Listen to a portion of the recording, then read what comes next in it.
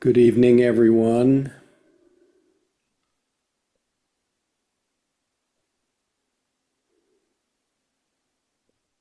Great to see you and as many faces that are willing to be seen.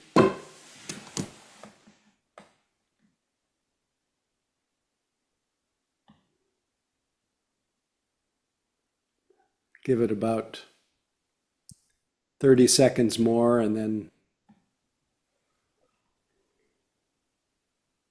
we'll start our practice together.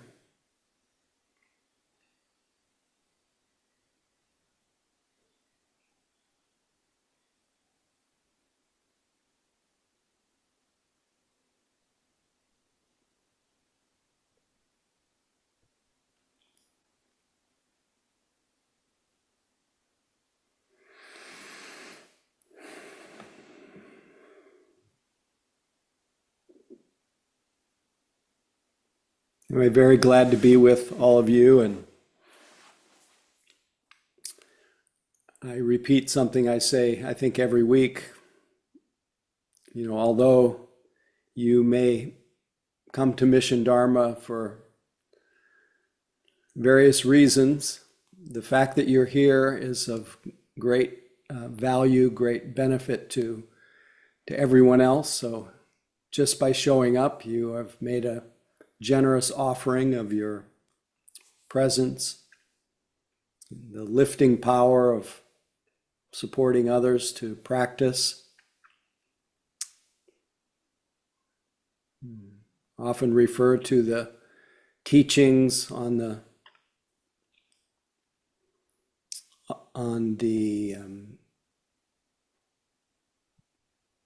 power of the geese that fly together, how they get 83% greater lifting power and they get where they're going faster and look after each other. All the benefits of community, of Sangha. So just know that you're not just, even if it hasn't been your conscious intention, you're not just practicing for yourself. And as I often think, every day when I practice, I don't practice just for myself. I practice for the people who have to live around me.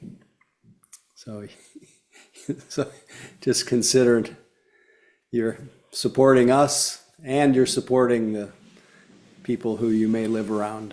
And if you live alone, it may just be the people who you come into contact with when you're out doing your shopping or your work or whatever it might be.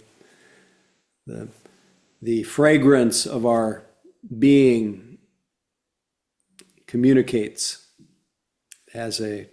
we each have transmission power, and we either radiate light and love. That's determined a little bit about how much we dwell in presence of heart and mind, or we dwell in grasping and aversion and delusion. So if you're practicing with others, you're likely to be giving off a little bit of a more wholesome fragrance to the people in your life. So thank you. On behalf of all beings, thank you.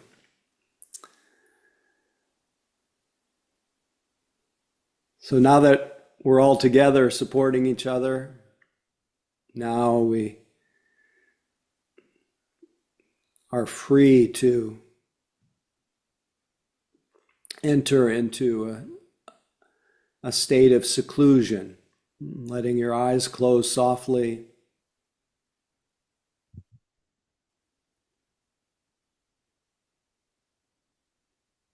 Knowing you're being supported, but you're secluded in the body.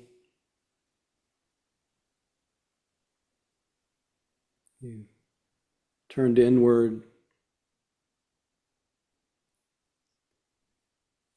You're also secluding yourself from the imagined past and the imagined future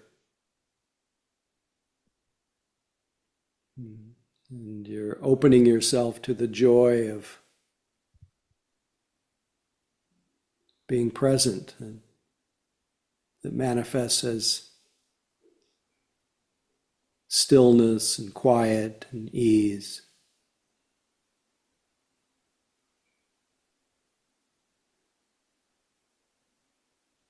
But you may not feel that yet. We simply open to whatever it is that we're experiencing right now. That's our doorway to present time, our means of stepping out of time into a direct experience of life, back to nature.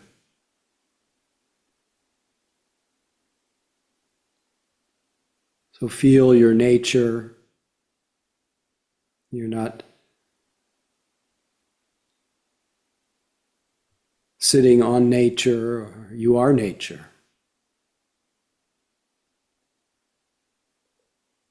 You are the aliveness, life. You are the elements of earth and air and fire and water as they manifest in your body. Whatever you're sitting on is also nature. Everything is emerged from the earth, from nature. There's nothing apart from nature, really.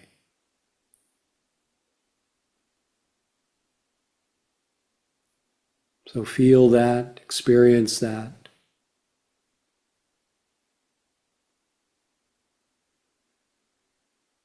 And as you let go of all these ideas and let go of past, let go of future, which are just thoughts, probably the felt experience of the elements are becoming more clear, the heaviness and the hardness, pressure, vibration, the earth, the air element, the temperature, the fire element, the cohesion or moisture, the water element.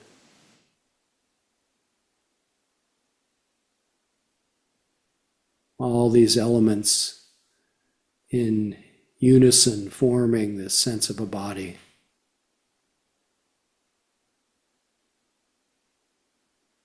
And as our body fills our awareness fills our body, we feel a stilling and a settling.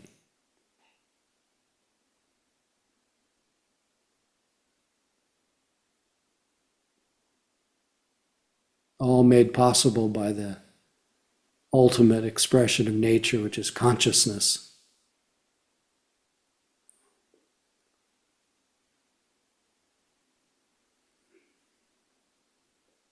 And that fact that you are aware here.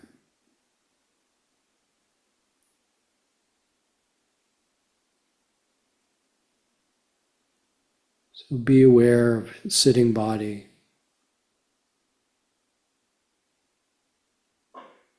Notice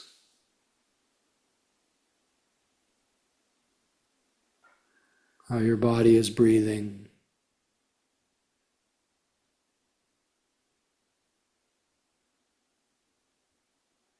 And if it's possible, even during these times, not to miss and even to enjoy the body's experience of breathing.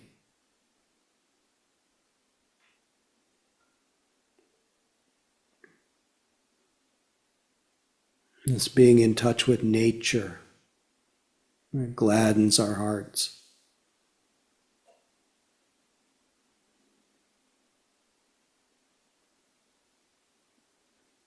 Being just as we are, not getting lost in what we hope or dream, what could have been, should have been, just the way things are right now. Just this body, just this breathing, just this moment.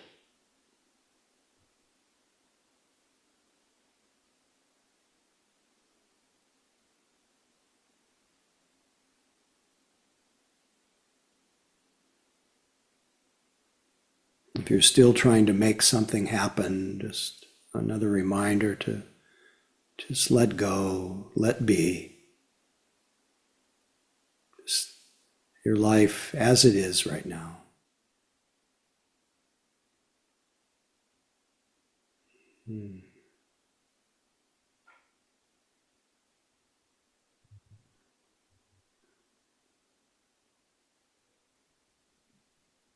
Just letting go of the need to make anything happen, fix anything, figure anything out, solve any problems, just being aware of nature.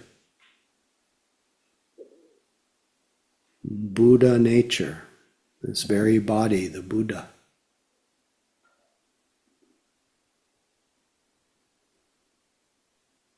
How sad that we ignore the near and search for truth afar.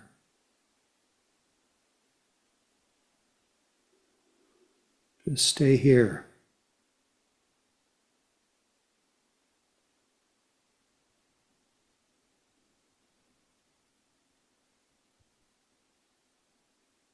Just be empty, open.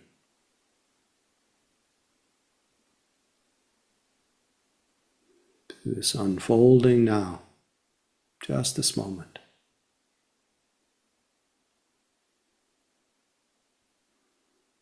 Breath and body as our primary support. And then all the other expressions of nature, sounds, moods, thoughts and images, it's all nature.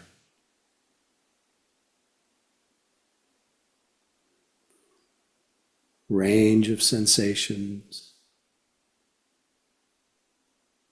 the pleasant and the unpleasant, all part of nature.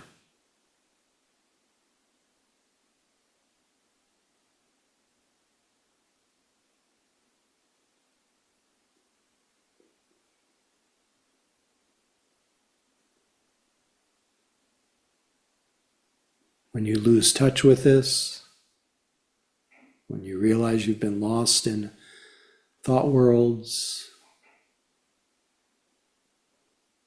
appreciate that mindfulness has come back online and simply acknowledge the thinking mind having been thinking, and then very naturally, very gently put your mind back in your body, back to the elements.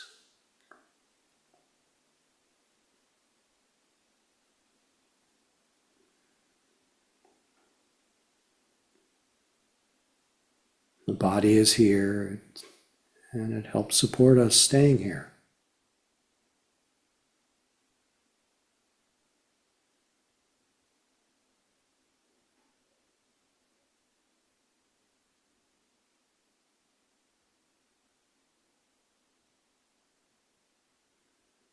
And the breathing body will help calm our minds, settle our hearts.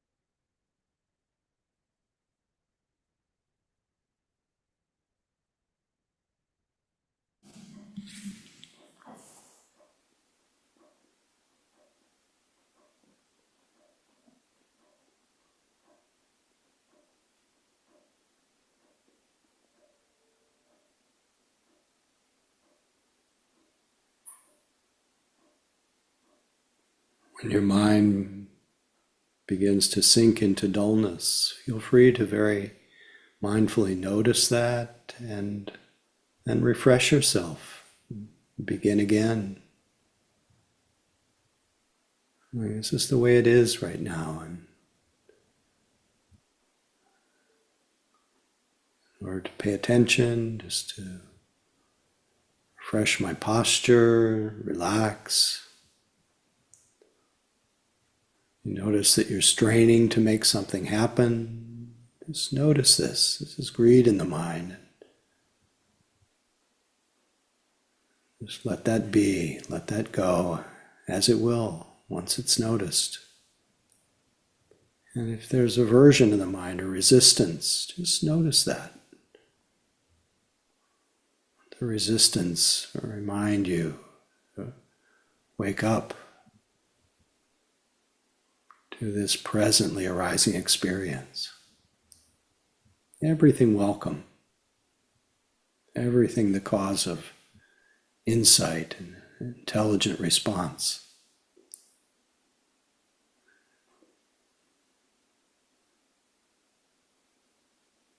Just this moment, just what's here, with a kind and interested and relaxed attention.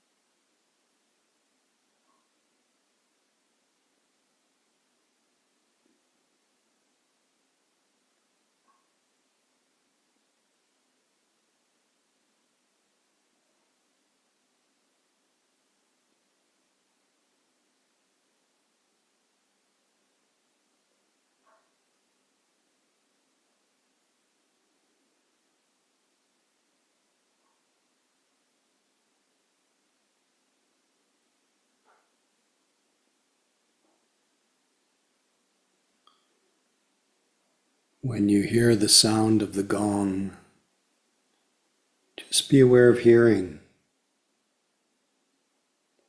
Notice how the sound arises and fades away.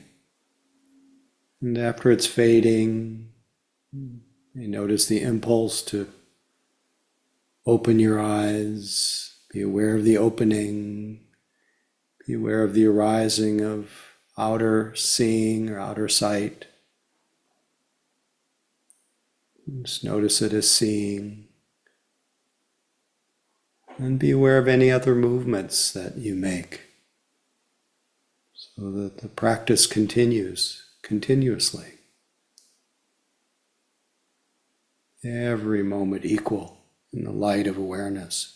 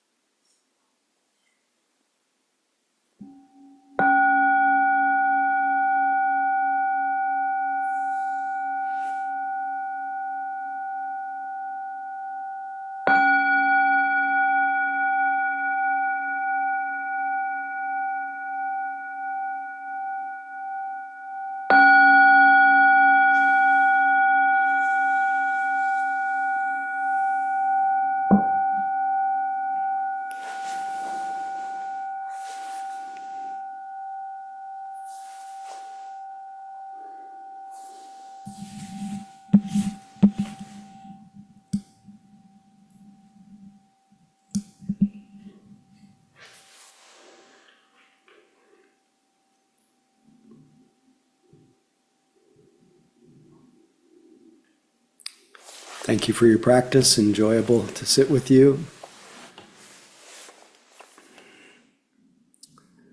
Want to invite as many people who are willing to have their cameras on as possible to unmute and say hello to each other so we get that feeling that we're in a sangha. Feel free to say where you're calling in from. And all the while, seeing if you can maintain the continuity of mindful attention. Hi from Sausalito, California. Hi from San Francisco. British Columbia. Hi from El Cerrito. Where's Barbara? Hi, Mary. Hi. Joanna, Maureen. Big Hi. love from Nashville. Hey, Jerry. Catherine from San Francisco. Another San Francisco. Yay, San Francisco. Rebecca from San Francisco. Whew. This is good. Noemi. Hey, hey, Noemi. Ursima. Dan, San Rafael. Hi, Dan. Hi, Seema. Janet from Saskatchewan, Canada. Hello, Janet. Glad to have you with us. Michael Keith from New York City. Well, Cool. Welcome. Keith from Berkeley. Hey, Keith. Eugene from San Francisco. Hi, Eugene. Laura from Maryland. Hey, Laura. Leith from Edmonton, Alberta. Hi, Leith.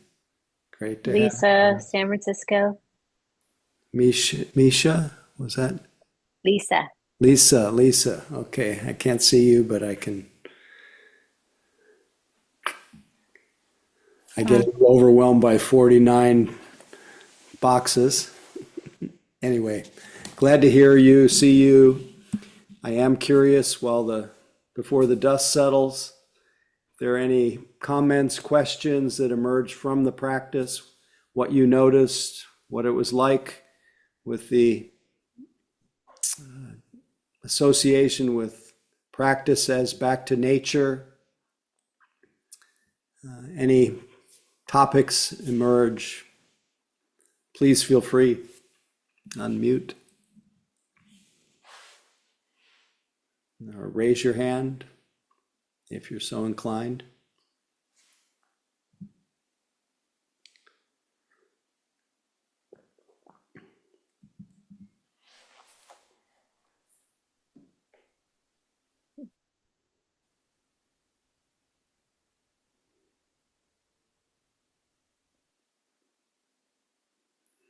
Keith, feel free. Thanks for breaking the ice. I was just gonna say, and you'd asked the question about, how was it thinking about back to nature? And I have to say that for me, that somehow that sparked a lot more curiosity. Just in terms of, okay, so what is going on right now? And what exactly is this like? And what does it mean to sit here? And where is the breath being felt? Or wait a minute, am I feeling the breath? I don't know. There was some reason why that language for me brought a lot more curiosity. Wonderful, wonderful. That's curiosity is one of it's a flavor of one of the enlightenment factors, one of the important building blocks of awakening. Without curiosity, investigation, interest, we tend to just become complacent, and pretty much everything flatlines a little bit. We have a lot of more neutral experience, and usually when things are more neutral because of lack of attention, we tend to space out and then start living in an imaginary world and lose contact with nature. So very happy that it brought you back to what's real, what's here. Thanks. Happy to hear that. Mary, please feel free. Hi, Howie. First of all, I want to really thank you. I had a little before read, some horrific current news thing that was disturbing. And when I was sitting, I was really kind of shocked. I felt like my whole chest was like a weight. Like there was a weight on my chest. Yeah. I was really very physical. And a little scary even, to realize I didn't realize I had been that affected. I mean, it was pretty heavy stuff. I was reading about the prison thing. Anyway, but I sat with it. It's okay if you say it out loud. Okay, all right. Because others are very Yeah. attuned right now to the. Yeah, I didn't want to get too political, but No, it that's was okay. a very in-depth thing about what these prisons are like in El Yeah, Salvador. in It El was Salvador. very, very disturbing what's going on.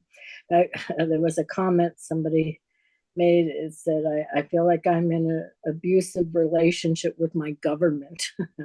And anyway, but I just sat with it, and it finally lifted. I feel normal, and I feel, just by just staying in the moment and in the present, because it was really almost like there was a weight sitting on my chest, Yes. physically.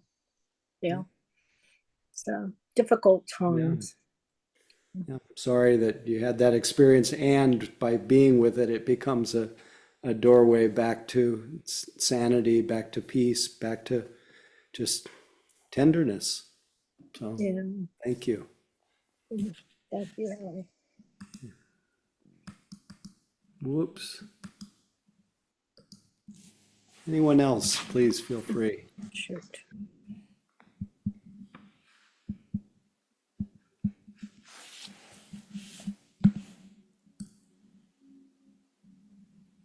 Seema, did you want to say something? Please feel.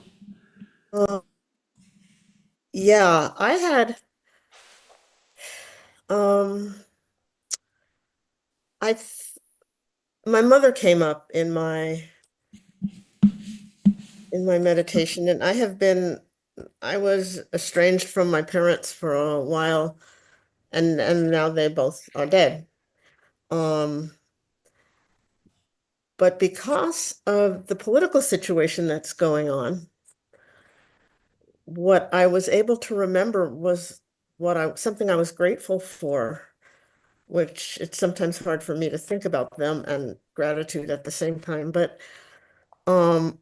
that they were very politically involved, and I grew up with a very strong conscience about politics. And I've been furious ever since all of this has been going on. I have to calm myself down every day because of all the stuff that's going on.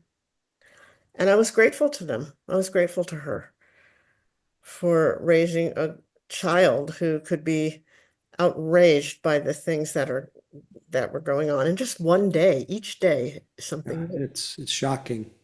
And I felt grateful, and then the grateful with it brought some painful feelings too. Yeah, So it was good. It was all great, good. great. Glad you were present for your experience, Yeah. and anytime gratitude arises, it's a, you know what the Buddha said about gratitude? It's the two most rare beings in this world are those who feel gratitude and those who benefit others. Hmm. And I'm sure you're being conscious and involved is beneficial, and feeling gratitude is also, Yeah. And here we all are. And yeah. So any last calls before we shift gears? I can't raise my hand because I'm the host. Oh, So okay. I'm gonna Glad to, speak. Yeah. yeah, please feel free. Um, regarding practice and nature, I really do feel that with more sitting, like I've been sitting a lot more, and I feel such a relief at some point during or at the end of or after sitting. Generally during, I do feel like I'm returning and an exhale to where I belong.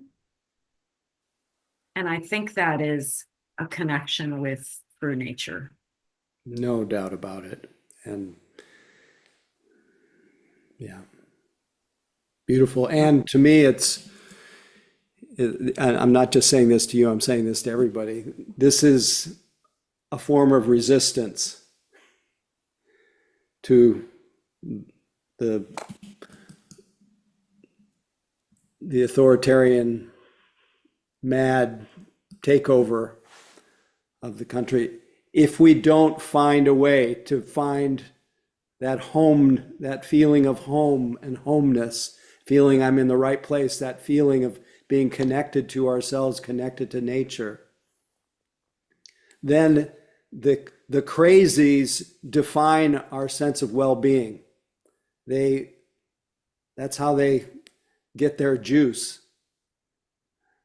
is by not just outrage, that's an appropriate response, but by becoming so dysregulated, so disconnected that we're not able to tap into joy, into well-being, into gratitude, into the qualities that are so needed as a counterbalance to the crazy. And another way to think about it is we need to be fortified. We need to be strong and have a sense of well-being in order to express resistance in other ways. This isn't the only way, but it's a form of resistance. It's a form of social action. And I think it's the question I think a lot of people, especially meditators, have. How can I find a sense of well-being in the midst of what can be described as real darkness?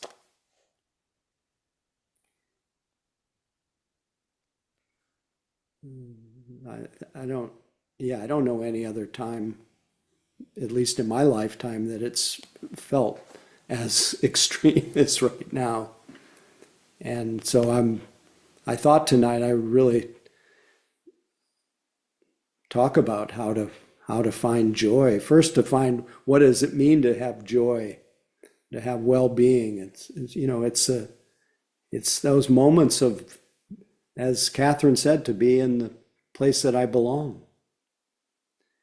It's also to feel a sense of ease, It's also to connect with what brings, and this may not happen on your cushion, but connect with whatever helps you laugh and smile and find delight, pleasure. It means even, like I did on Sunday, I watched the golf tournament instead of the news, you know, and it brought a lot of joy. It's okay.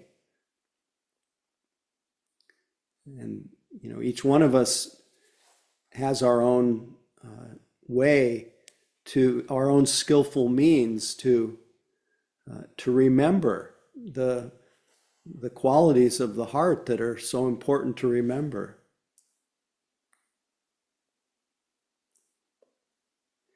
And to me, the most accessible source of joy, source of well-being, joy, happiness,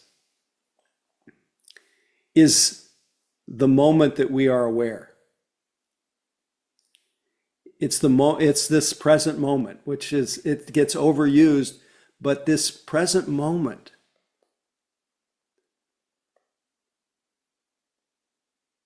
is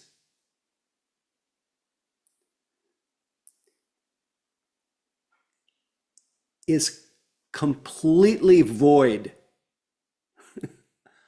of any meaning, it's open. It is an open, this is another way of understanding emptiness. You hear the teachings of emptiness all the time, and there's many, many doors to emptiness. And emptiness ultimately points to the emptiness of a separate self that we spin around, that we spin in our imagination. And the doorways to that emptiness, seeing through the illusion of separate self, is through paying attention to the changing experiences and seeing that anything that changes cannot be me. And so we see that whatever we take ourselves to be, it's empty of anything substantial. And another doorway to emptiness is knowing when our mind is free of its usual preoccupations. Just those moments when our mind is empty of its usual preoccupations.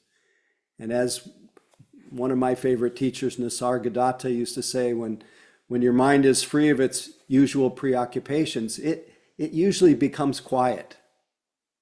And if you don't disturb that quiet and you stay in it, you'll see that it's permeated with light and love. And once you've tasted this experience, you won't ever be the same person again. He says the unruly mind will break that peace and obliterate that vision, but it's bound to return if the effort is sustained until all bonds are broken and grasping, attachment ends, and life becomes really focused in present time. So that's when our mind is empty. So that's when our mind is empty, when we see the emptiness of all the changing conditions, sight, sound, smells, tastes, bodies, everything changing. That introduces us more deeply into the understanding of emptiness. But a very accessible understanding of emptiness is just a moment that you're present. Because that moment that you are present and you're aware, that is a moment where there is no definition. As I said before, it's a field of empty possibility. It has no meaning at all, that moment where you're present. And depending on what seed is planted, what comes into your mind or what you practice at that moment determines, it's a creative, it's a space of creativity. And if you plant the seed of joy in that moment, plant the seed of well-being, plant the seed of intention to be of benefit, that is what becomes and water that in these moments that are open. This is what becomes our future present moment.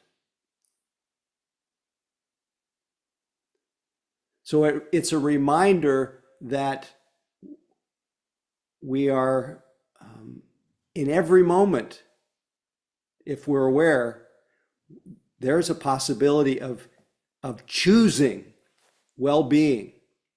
And especially important right now, we have to choose that. We can't choose misery, can't choose. It's whatever we frequently dwell upon will become the inclination of our mind. And the great good news is when you happen to be aware, and if you intend to be aware more often, it gives you that many more moments of open creative possibility. I think it's kind of cool right now to consider that this moment that you and I, that we're all together here, it doesn't have any inherent meaning. But you can then notice what your mind ascribes to this, what it starts saying about it. What about if you, so that's interesting to see what we're conditioned to say about this present moment. It really doesn't have any inherent meaning. It's empty. Where's the meaning unless we consult our memory or our conditioning? In and of itself, it's just a present moment. So it's empty. So you can see that there's all kinds of options. At least on the screen right now, 47 people. 47 people could could view this empty moment your own unique way. And that's where our individuality comes in. We have, each of us has that kind of creative power. It's kind of, so I find this understanding of emptiness as a field of creative possibility, as really at the heart of the Buddha's teaching on the fact that we can, through the power of intention, we can go from a habitual grasping and condemning and delusion of self, spinning and spinning and spinning, to moments of mindfulness, moments of waking up to where we are, and then planting the seed of well-being and joy. Cultivate, as he talks about in Wise Effort, cultivating the wholesome, abandoning the unwholesome, preventing the unarisen unwholesome from arising, and maintaining the wholesome. And that is within the power of our minds.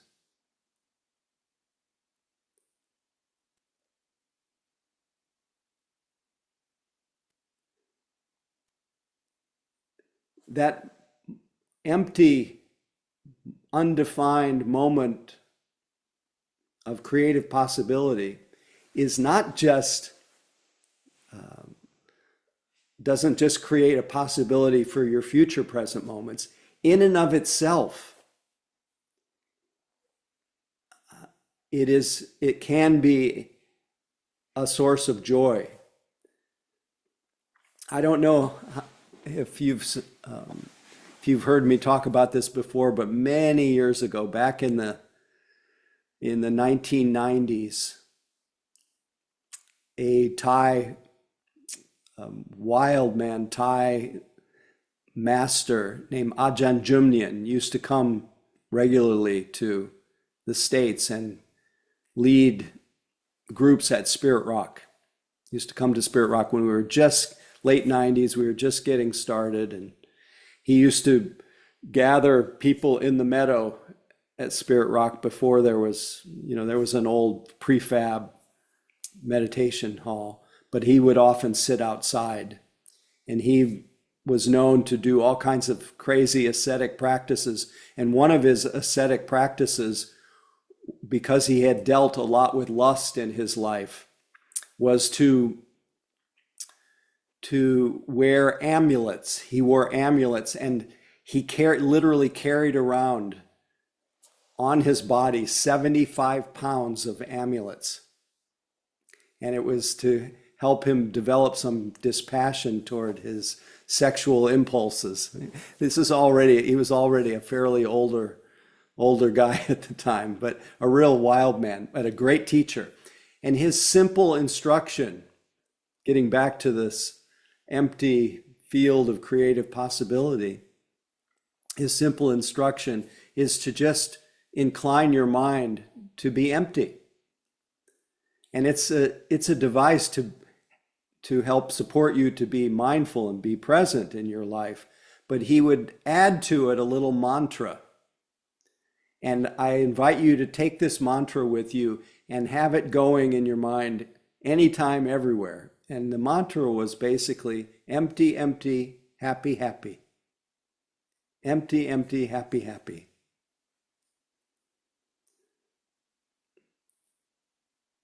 And to practice this, empty, empty, happy, happy. And even if you put what Thich Nhat Hanh said, the smile of a Buddha, put a half smile on your face, an intentional shift of your mouth, that it has that physiological change has an effect on our nervous system, has an effect on our sense of well-being. So empty, empty, happy, happy. Whatever association you have with the word happy. Again, whatever you frequently dwell upon becomes the inclination of the mind. That's from words of the Buddha.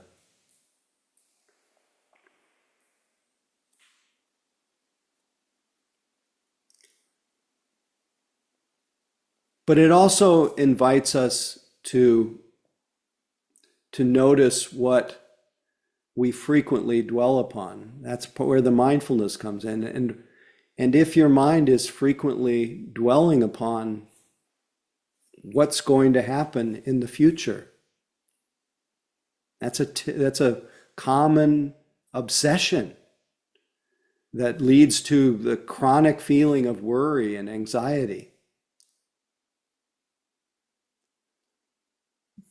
To be able to notice when your mind is inclining toward what's next, it can be a reminder to put down that waiting, that hoping, that expecting, that obsession with what's next, and just be empty, empty, happy, happy. When I thought of this today about how much our mind dwells in some form of craving and clinging for what's next, for becoming, for pleasure, for it all to be over, I thought of this poem from the ancient nuns that was attributed to the ancient nuns, from the Therigatha, the teachings of the nuns that lived near the time of the Buddha. And even though I think the author of this was actually a modern person who edited the anthology of this anthology of poems that was really about the Therigatha, this was a beautiful one. It says, "For so long I thought only of the river's end. Then one morning I set my paddle down to watch the sunrise over the eastern hills, only to find myself floating somehow gently upstream. I promise it was not what I had expected." There's so much in here about the putting down the burden of our habitual craving and clinging. But the part about it's not what I expected, when we're actually present in our life isn't what we tend to expect when we're worrying, when we're anxious. We awaken to the way it actually is. And even when we are literally, when the inmates are running the prison right now. We can put our paddles down moment to moment and float upstream. And to me, it's an act of defiance, it's an act of resistance, and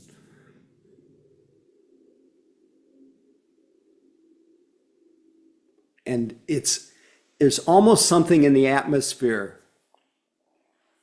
that says it's not okay to feel joy right now. That's part of the trance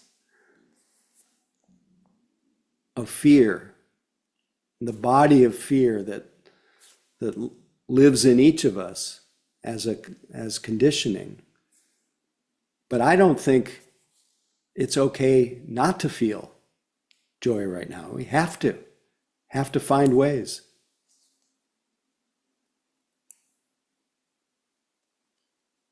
Have to find ways of remembering that the medicine that we need is so close. I was reading to my wife Annie this passage that I've read a lot on Tuesday nights, but it seems like a good night for it, from Hakuin Zenji, a reminder that the Pure Land, the place of freedom, the place of well-being is here now, and our mind will habitually postpone recognition of this.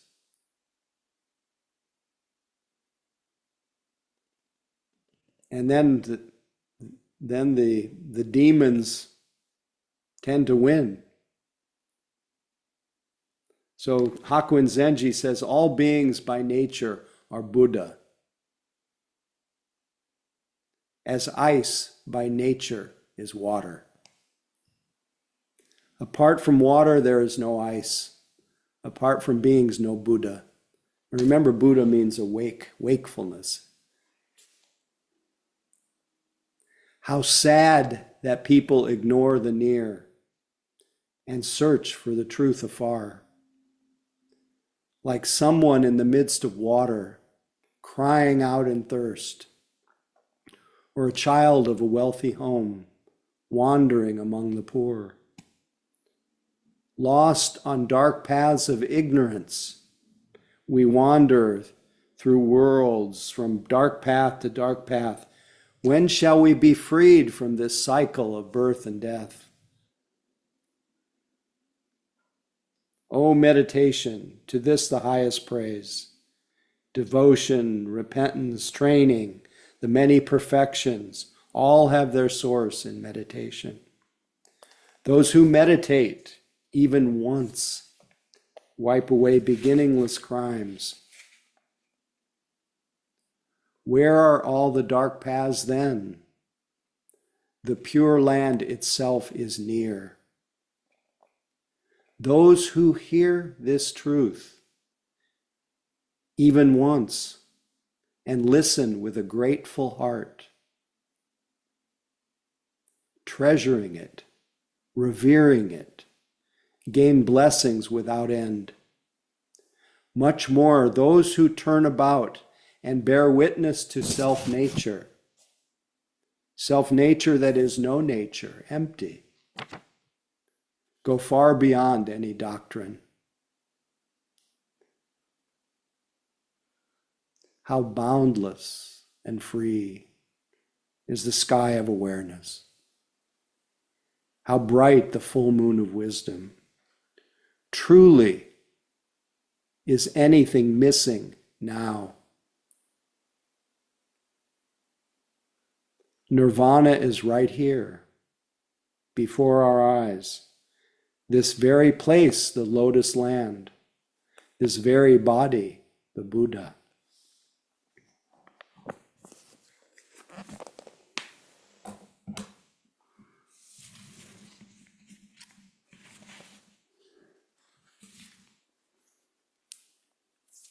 Empty, empty, happy, happy. Not as a denial of the terrible things happening right now, but as a resistance and as a fortification so that we can appropriately hit the streets. There's no time to mess around anymore. This is crazy time. This is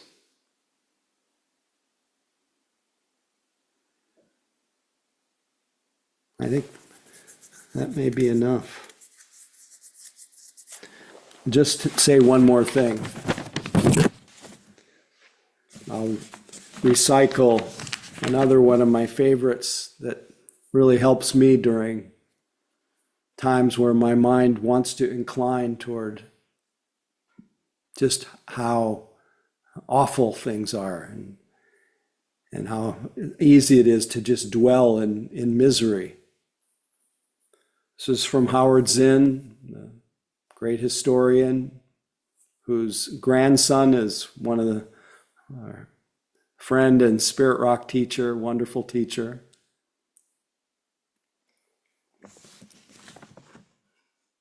Howard Zinn, to be hopeful in bad times is not just foolishly romantic. It's based on the fact that human history is a history not only of cruelty, but also of compassion, sacrifice, courage, kindness. What we choose to emphasize in this complex history will determine our lives. If we see only the worst, it destroys our capacity to do something.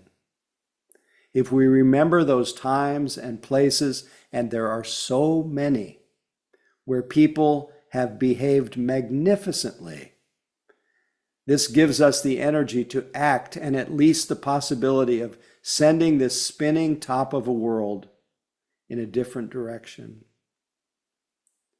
And if we do act in however small a way, we don't have to wait for some grand utopian future. The future is an infinite succession of presents, and to live now as we think human beings should live, in defiance of all that is bad around us, is itself a marvelous victory. So may we all be victors. Jaya, Jai, victory in Sanskrit.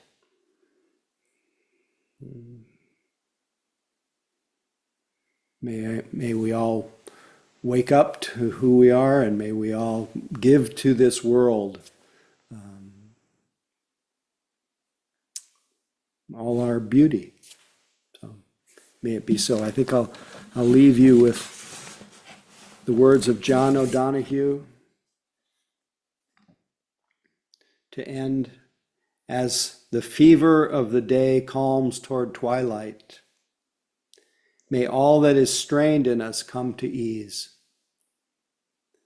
We pray for all who suffered violence today. May an unexpected serenity surprise them. For those who risk their lives each day for peace, may their hearts glimpse providence at the heart of history. That those who make riches from violence and war might hear in their dreams the cries of the lost.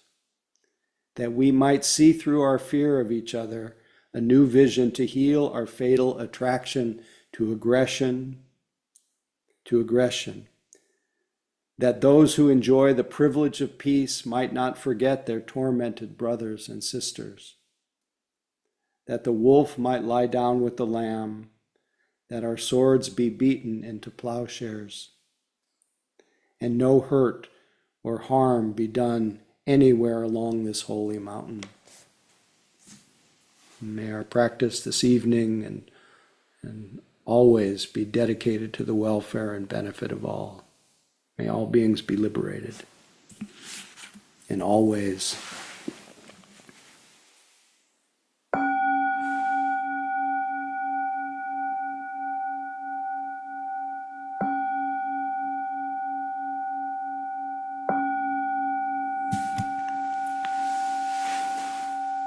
Thank you. Few announcements before you check out, if you don't mind. Catherine, maybe you have a few, but I've got a few that I want to make sure that I'll let you start, and then I've got two announcements to make. Okay, great. Just wanted to thank everyone for any generosity. Donna, you can offer to support Howie and any other teacher that sits in the seat, and our Sangha. All the information is in the chat. Thank you for your generosity. Thank you, Catherine. Thanks for the generosity of co-hosting. Always feels like a great support. So, two announcements, and they're all for people who live in the San Francisco Bay Area. On the 28th of June, I'll be doing a half day in person at the San Francisco Dharma Collective.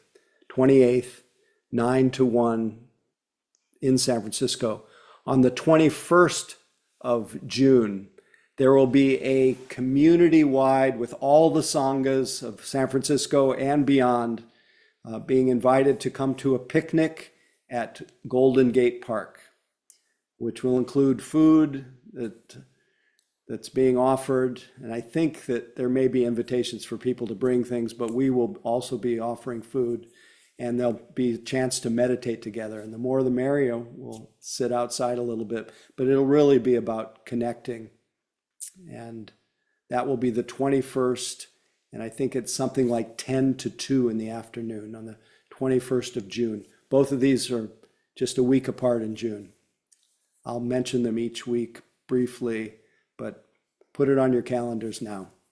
So anyway, thanks so much for being here tonight. Feel free to unmute and say good night to each other, and see you next time. Good night, everybody. Good night. Night, everyone. Good night. Hey, everybody. Thank you, Howie. Thanks, Howie. Good night. Howie. Good night, everyone. Thanks, Howie. Empty, happy. Empty. Empty,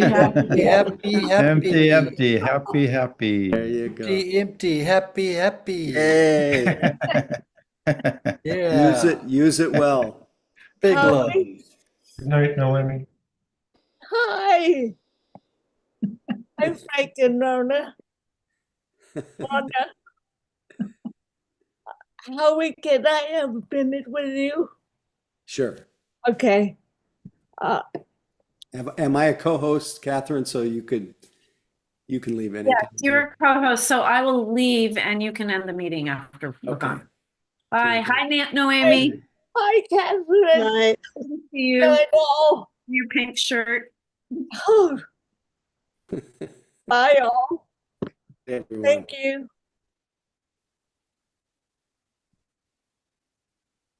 Good night, Katie. Night. I did have a quick question. Did you get my email? I did. I just haven't gotten to it, but Okay. I have it in mind. Okay. In the next couple days, I'll be in touch to. All right. I did. Yeah. So sorry to be I'm delayed. lazy. I thought I could just say it to you tonight and ask you about it. And thank you. I just wanted to make sure. And it sounds like we won't have a board meeting on the 21st. Oh, is that the day that we had chosen? Yeah, we were gonna do. That's right. We'll have to find another day. We'll have to find another day, because that was the only day that all the teachers could be there in the park. Oh, that's cool. Yeah. That's cool. Would you be willing to be on a committee that helps to organize it, or is that workable for you? Sure. I would like it. Okay. And I'll ask okay. Stephanie if she wants to be on that committee too. Okay. And do you know where in Golden Gate Park? Yes. I just sent out an email yesterday that has the location, Lindley Meadow or something like that. Okay. Well, thank you. And I'm sorry to keep you. No problem. No. That quick question, and I look forward to I'll be having in touch. I'm meeting with you. Great. Thank Take you, care. Howie. Good night, Doug, wherever you are. See you later. Bye-bye.